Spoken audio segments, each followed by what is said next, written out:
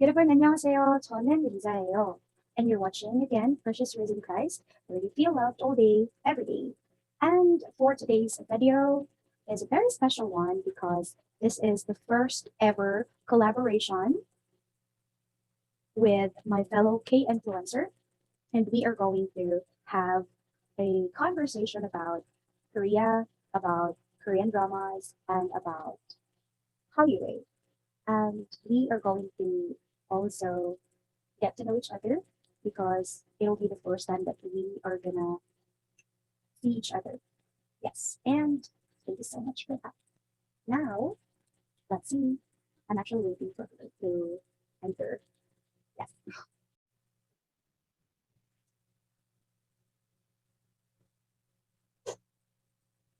Yan, yan. 안녕. 안녕. 안녕하세요. 안녕하세요. 네.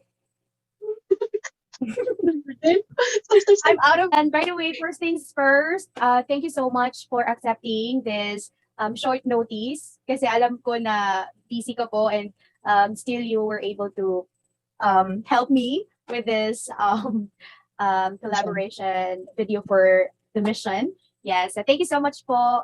언니, 네, 정말 고맙습니다. Yes. Okay. How are you po? I'm doing great. That's good to know. I'm hungry. I'm hungry. Me too. Tego pa. Tego pa. That's it. Yes. So, okay. So today we are going to have our first ever collaborative video, and as part of our mission. Yay! Yes. Okay. So, ano po ba yung pag-uusapan natin ngayon, ate? How did you get into K-pop and Korean culture? Okay. So from the last video that I did, I've actually talked about how I first met Korea and what made me attracted to Korea. So it was way back, traveling, time traveling. Way back in high school, and sinabi ko doon na first Korean drama ko na napanood is Boys Over Flowers. Mhm. But to be honest po, I'm not really into K-pop, but I know a lot of K-pop idols, like Mhm. yung EXO, sila EXO. 2NE1, sila Sandara. Mhm. Kasi nakilala ko si Dara nung Star Circle Quest nila dito sa Star Pilipinas. Circle Quest. Yeah. So, dun yung nag-start nung pagiging fan ko sa kanya. Gusto ko talaga siya. And nanonood ako ng mga pelikulang Filipino niya together with the other Star Circle Quest na stars. Yes. And then, alam ko yung mga singers, mga Korean singers, but hindi ako talaga ma-K-pop. More on K-drama ako. But K-drama. nakilala ko sila kasi 'di ba yung mga OSTs, sila yung Oo. kumakanta. Yes. Maganda, di ba? Yung mga OST nila, di ba? First time ko na is yung Almost Paradise. Parang ma-LSS talaga ako pag naririnig ko. Tapos yung Stand By Me. And then yung, hindi ko alam kung nakita mo rin to ate, ito yung first ever na akala ko totoong K-pop group. Yung sa He's Beautiful or Like You're Beautiful na Korean drama. ANL. Yes, akala ko talaga totoo sila. Oo, akala nung napanood ko din yun, akala ko banda sila. So, kung pagka-check ko, hindi pala for the drama lang pala yun. Oo, like super. Meron ako CD nun na Tagalog dub. Tapos binigay yun ng cousin ko. Tapos putol-putol pa siya, gano'n. Maraming cut yun. Maraming cut yun pag na-dub na. Oo, ang dami. Tapos, na-shock ako kasi yung parang dubbing, parang, oh my God, ano yung sinasabi niya na original? Kasi parang, oo. Tapos nalaman ko na si Chang Gun-suk, tsaka yung si Shinwoo, tsaka si Jeremy. Kasi yun yung name nila sa Tagalog dub eh. Si Taekyong, si Shinwoo, si Guminam, tsaka si Jeremy. Tapos nalaman ko, like, I think mga college na ako nalaman na meron pala silang banda. Si Blue, tapos FE Island pala si Jeremy. Yes. Tapos singer walang banda si Jungkook, so parang solo lang siya. Ayun, pero recently, oh my gosh, hindi talaga, unexpected talaga na parang nagkagusto ako sa isang K-pop group ngayon. Like, just this year lang talaga. And I remember, may nakita akong video before na parang may nagtatanong na, di ba kasi nag-debut sila? Wow, nag-research talaga ako, no? Nag-debut sila 2013. So, they're celebrating 8 years na this year. And then, sabi ko, oh, okay. Kasi nakita ko naman yung isa nila, pero hindi as K-pop. Nakita ko sa Warang. And for the information of everyone, we're actually talking about Hongtan Sunyuntan, BTS. Oh my gosh. So talaga sila eh. Grabe. And then, may sinabi si Shu ganon, na si Min Yoongi na the moment daw or the year daw na parang the year na nakilala mo kami is the year that we debuted for you. Ganon. Yung parang Mhm. kung kailan mo sila nakilala, yun yung time na nag-debut sila for you. And Mhm. ngayon lang, parang butter era talaga. Kasi before, I think that was in college. Mhm. Um, Naririnig mo na sila. Hindi masyado kasi hindi talaga ako on K-pop eh. So hindi ko na ano yung mga music videos, ganon. Tapos yung ano talaga is EXO. Yeah, so EXO. Nakilala ko yung EXO kasi yung isang friend ko sa college, EXO-L siya. So meron siyang poster ng EXO sa room nila. And minsan May influensya ka. tapos nasabi ko, oy, gusto ko tong ano, yung maliit na to kasi parang hindi naman gaanong katangkad si Shumi noon. So compared sa lahat ng members, hindi talaga siya katangkaran. So sabi ko, uy, ito gusto ko to kasi parang ang baby face niya. Siya talaga yung ano, yung makne. Siya yung ano, siya yung youngest. Tapos sabi niya, anong youngest? Siya kaya yung oldest. Sure ka? Talaga? Hindi si ano? Kasi akala ko si Kai yung oldest sa EXO. Tapos sabi, ano po to? Oh, siya pala. Tapos nag-research talaga ako, Shumin, how old? Oh my God, 30 na pala siya. Sabi ko, Hindi ka ta. oh my gosh, how to be you po? Ganon. Tapos, pero hindi talaga ako at yung parang fan na bibili ng albums. Sorry pero hindi talaga ako gumaganan kasi hindi ko naman siya magagamit. So, pero, pag meron mga giveaways, go talaga ako. Siyempre. Parang may ibibigay. Kasi hindi talaga ako ma-poster yung, kung makikita nyo yung parang room ko, wala. Parang white lang talaga siya. And then, ganun. And then, after nun, gusto ko, pero more on K-dramas, yung mga warang, Warang. Scarlet, iyak na iyak pa talaga ako noon kasi gusto ko talaga mag-season 2. The Moon That Embraces the Sun. Oh, yun din. Yun yung, pero nakita ko siya in parang Korean talaga ate is, I think high school na ako din. Kasi elementary ata ako. Ay, hindi, high school pala. Pero parang almost graduating na ako. Kasi 2012 siya, di ba? Pero nalaman ko siya parang 2013 ata, ganun. So, nakita ko. And then, nagustuhan ko si Kim So Yoon doon. Yes. And then, ano yung iyak niya doon? Oo, nag-viral yun, di ba? Nag-viral yung iyak niya. Tapos, yeah. And go back tayo sa BTS. Kasi ito yung pinaka-recent ngayon. And, kasi di ba, meron, ang Korea kasi, marami K-culture, K-food, K-drama, Hallyu-wave. And sa nakikita ko, yung Hallyu-wave talaga yung parang nag-popular. Of course, aside from K-drama, parang pair talaga. Hallyu talaga. Oo, Hallyu. So, as an international fan, parang hindi ko talaga alam kung paano ba ma-experience na makakapunta sa kanilang office, sa kanilang, like, yung parang big hit entertainment. So, nakikita ko lang siya sa mga channels ng Korean organizations, sa KoreaNet, or sa TikTok. Ang daming video sa TikTok about BTS.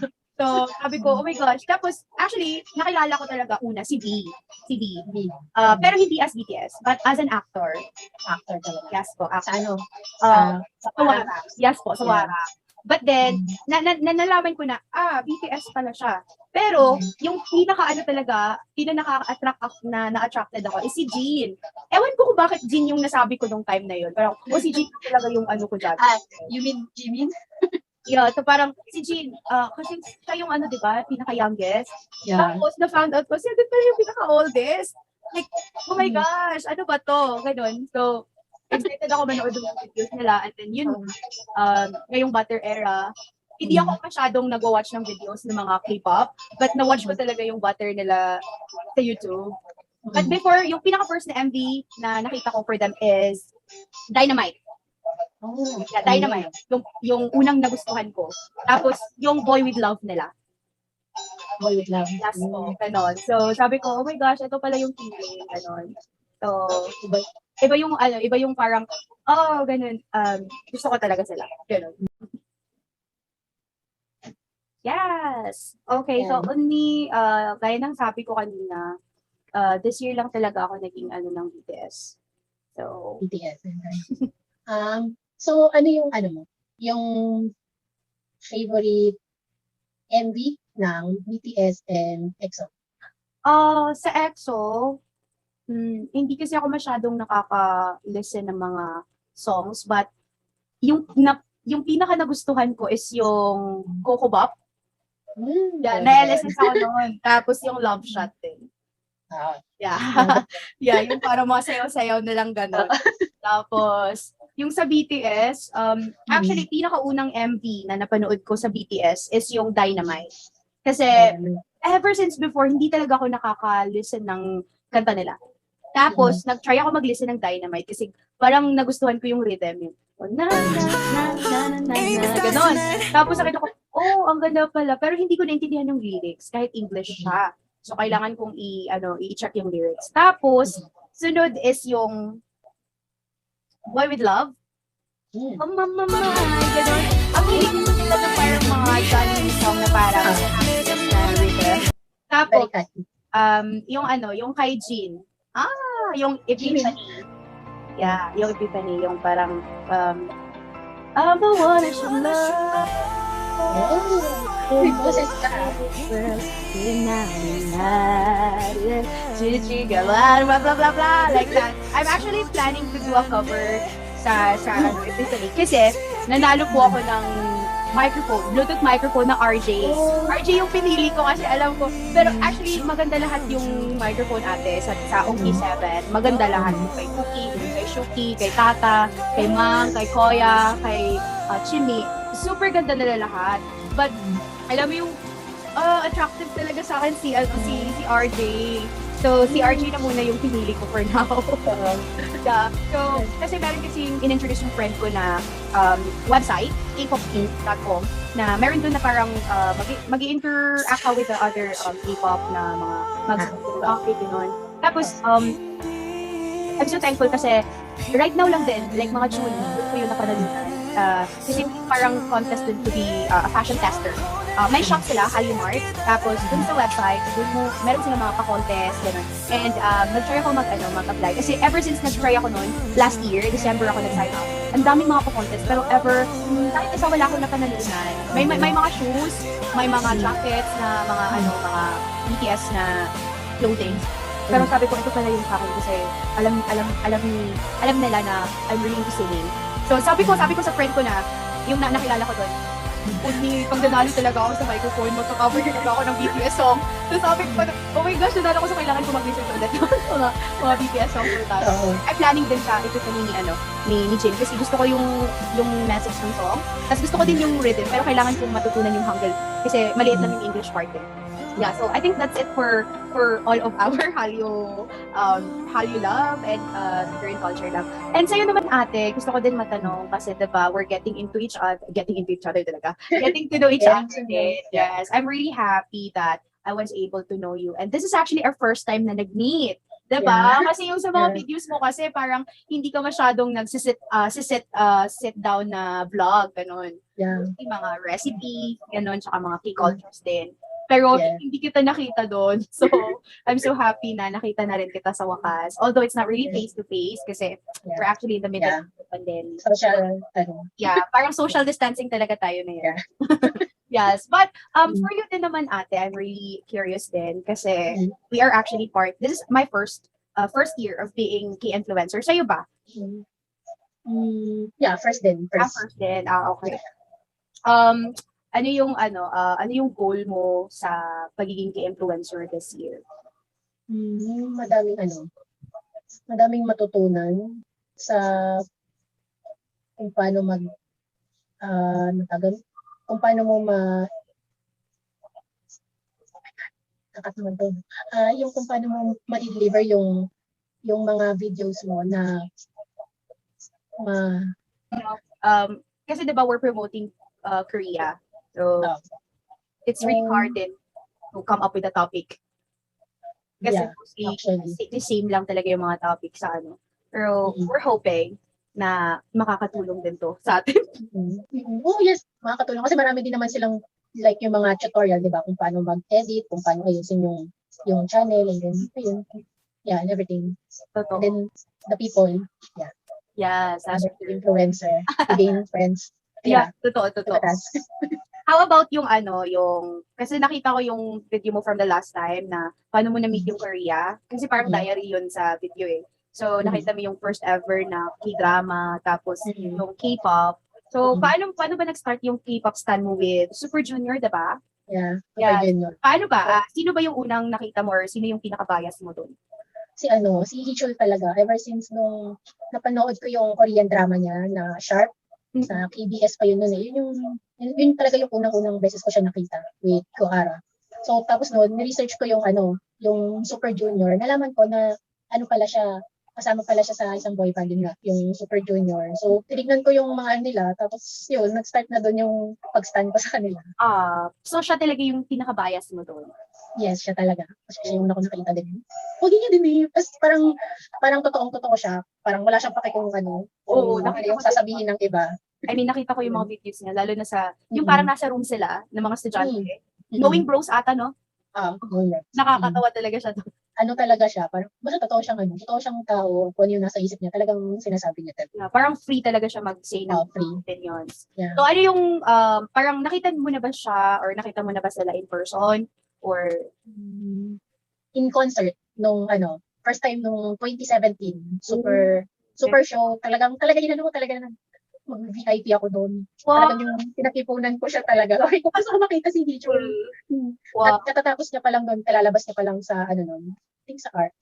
Hindi. Basta yun yung talagang first time na nakita ko siya noon. Talagang umiyak doon. I think same tayo ng reaction nung makikita ko yung BTS din. Pero hindi na ako nag-expect na makikita ko sila. Makikita mo sila. Parang, okay, i-giveaway ko na lang sa mga Korean na fans doon. Alam mo, yung feeling na makikita mo sila, tapos makakapagsalita ka ng Korean. So, maintindihan mo sila ganun. Grabe yung feeling.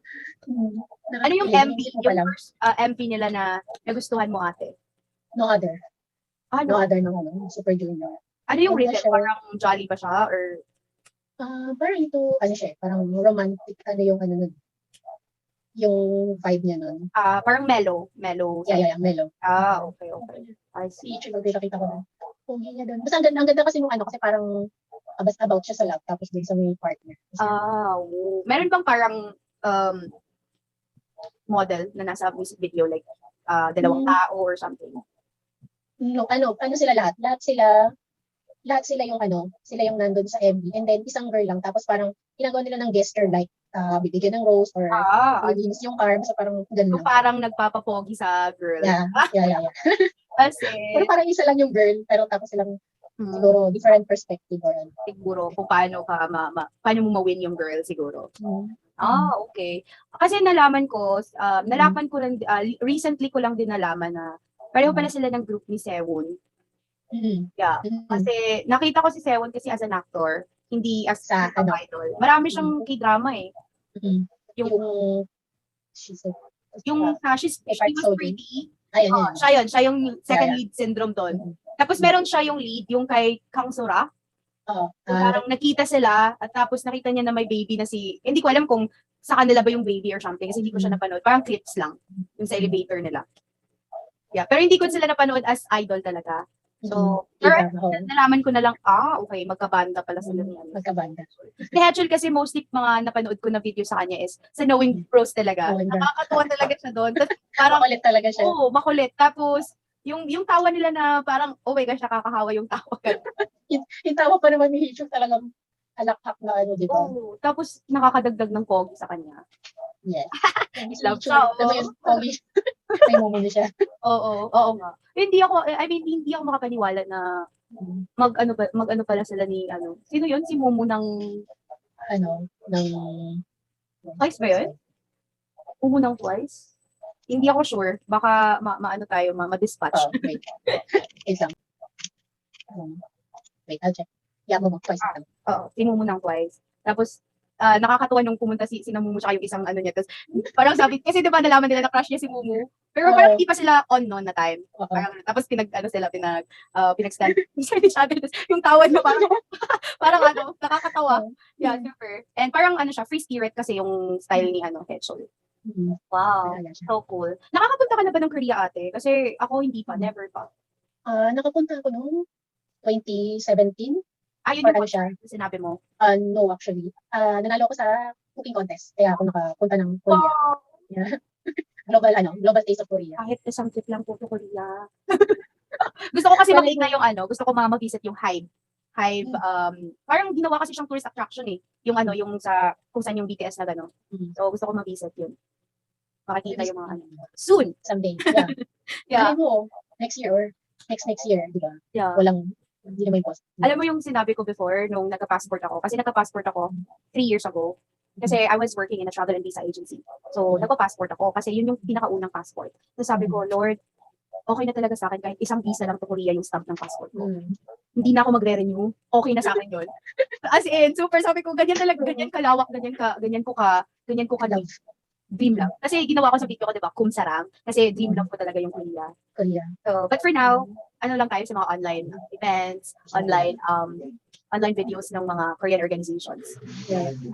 How about yung K-drama mo, ate? Hindi ko nakita yun and I've never heard about it before. Wait lang. Di ba? Wala po. Opo. Parang may point naman si Papa. Oh. Diba? Okay. Yung K-drama po, kasi nakita ko sa video mo, parang ano yung Bright Girl something. Doon ba nag-start na nagka-interest ka sa K-drama or meron ka pang other dramas before mo nasabi, okay, gusto ko talaga manood yun. Actually, yung, yun din talaga yung una nun. Kasi yung si Mama nun, nung siya sa Korea, pinapanood niya mostly balita sa Arirang yung pinakano niya nun. Hindi pa nakapanood ng K-drama. Yung Bright Girl, nung nagkatlo dito, doon pa lang talaga nag-start. Yun. I remember din yung auntie ko before, when college na ako noon, meron silang pinapanood na Arirang. Arirang ata yung parang sa Korea, no? Yung mga news, historical. News. Pero ngayon parang marami ng networks. May mga TVS, SBS. Mga TVN, TVing, iba din yung TVing. Tapos, JTBC, madami, no? Saka, mostly sa mga K-dramas nila, grabe, super. Grabe talaga yung impact. I mean, yung current ko, yung Psycho Jiman Kwensya na, True Beauty din. Kasi nakaka-relate ako. Yeah, yun talaga yung pinaka nagustuhan ko sa kanila. Kasi, ang dami, mix. Every episode has its own unique way kasi. Tapos, minsan nakakainis yung ending kasi hindi mo yung parang in-expect. Pero, I really love how they convey the ending na parang open lang. Kasi diba sa Pinoy, parang, okay, happily ever after. Parang predictable na. Sila naman yung sila yung magsasama sa huli, ganun. So, parang, alam mo na agad nakafix na. Kahit mamatay yung isa or kahit mabudol pa yung isa, sila naman yung ganun. So, parang predictable. Endgame. Sila yung endgame lagi. Pero yung sa K-drama, diba, believe din talaga ako sa mga Pinoy, yung current fave mo. Current fave ko ngayon, ang huli ko palang napapanood kasi is yung yung My Neighborhood is a Gumiho. Yung palang yung ko pa lang ngayon. My Roommate is a Gumiho. Planning din ako sa K-drama na yan. Pero, hindi ko pa rin siya napanood hanggang ngayon. Gusto ko kasi yung lead. Sino ba yung babae? Si Yel. Oo. Gusto ko siya. Tapos gusto ko din yung lead na lalaki. Si Chang Gaeyoung? Ata yun. Yeah. Kasi yung parang, gusto ko siya kasi parang meron akong na-familiar sa kanya. Yung parang, friend ko na parang siya. And magaling din talaga siya. Magaling talaga siya. Tsaka yung madami rin siyang diba, drama? Marami. Marami siyang lead. Saka, ang tangkad niya rin. Yes. Hindi siyang model. Model talaga siya before. Before siya nag-drama, model na siya. Model pala. Updated. Friend kayo. Ganyan. Kasi yung una ko siyang nakita is yung Come and Hug Me ata niya na drama. Grabe din yung grabe. Hindi ko alam hindi ko nga alam yung name ng ka-love team niya na babae, pero gusto ko din yung babae na yun. Siya yung sa Moon Scarlet na parang ni Ayu doon. Siya yung lead. Siya yung attendant. Oo, siya attendant sa Moon Scarlet. Siya yung siya yung girl sa yung Victoria Park Yeo? Ganon. Ganon. alam mo kagad yung ganon. Oo, kasi yun yung parang popular na secretary siya doon eh. My Secret Life of a Secret Life of My Secretary na K-drama. Yeah. Oo. Ganon. As in. Pero panis silang dalawa sa lalaki. Grabe. Uy, maganda yung part na yun. Oo. Parang buwis-is talaga ako sa part yun. Kada magre-reflect sa akin na magre-remind sa akin ng scene na yun. Kahit naman iconic na siya. Iconic na siya sa K-drama scene. Oo. Tapos yung sa sa Psycho Jiman, marami naman silang iconic. Every K-drama, meron talagang mga iconic lines, iconic na scene, or kahit na mga clothings nila, fashion. Diba? Yun yung parang nag-urge sa mga, mostly sa international like us. Kasi hindi ko naman alam kung ano yung sa Korean fans. Kasi iba yung perspective natin sa kanila. Pero Iba yung so much for that. I think ang dami. And I'm so excited with with the upcoming episodes na pwede natin gawa ng mga episodes dito sa missions natin dito sa K-Influencer. Yeah, Yes. excited na ako. I'm so Tapos excited. na, June, so another na naman. Oh, July. Mission. I'm actually excited and kinakabahan din sa next na mission. Yes. But I'm actually Tapos- excited so far. Tapos biglang pakanta yun, no? May mission. Nakakanta. In Hangul pa. Kailangan kong Wala i- yun. lahat.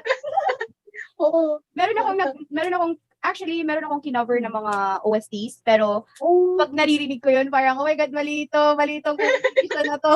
Ganon. Kasi before yun nung hindi pa ako nakapag-aral ng Korean. So, after napag-aralan ko yun, kung ganito pala siya mag-change, ganito pala yung siya pag double matchim, ganun. So, mga batchim kasi mga assimilation nila. Pero sa kailangan batching talaga. mag-review, Yes. mag-review kasi hindi ko pa masyadong nakita or hindi ko pa alam yung mga vocabularies lahat. So mostly lang yung parang usual lang nating na nagagamit. Sa pang-araw-araw. Oo. Yung common na, no? Common lang. Yung mga how are you? Kumain ka na ba? Ganon. Yun lang naman yung usual natin kasi wala tayong native Korean na laging natutalk or na So, I think. Well, anyway, thank you so much for today, ate. It was actually it's actually a fun. I'm planning lang na like around 10 minutes. Pero hindi pala siya pwede na 10 minutes lang, no? Kasi chika muna. Yeah. And if ever kung magchichika talaga tayo about Korea, hindi ko alam kung matatapos ba natin in a day. Parang kulang yun. Kulang talaga. But anyway, marami pa naman tayong pwedeng going together. And thank you so much for this. Ito yung pinaka first ever collaboration ko. So, medyo yay! Thank you so much. And I hope that you will also have a wonderful day and continue your passion. We will continue our passion to share Korea in a way that we could.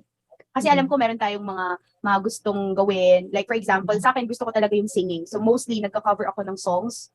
Or sa'yo ba ate, ano yung usual mo? Luto ba? Or Yeah, usually it's cooking, Korean cooking.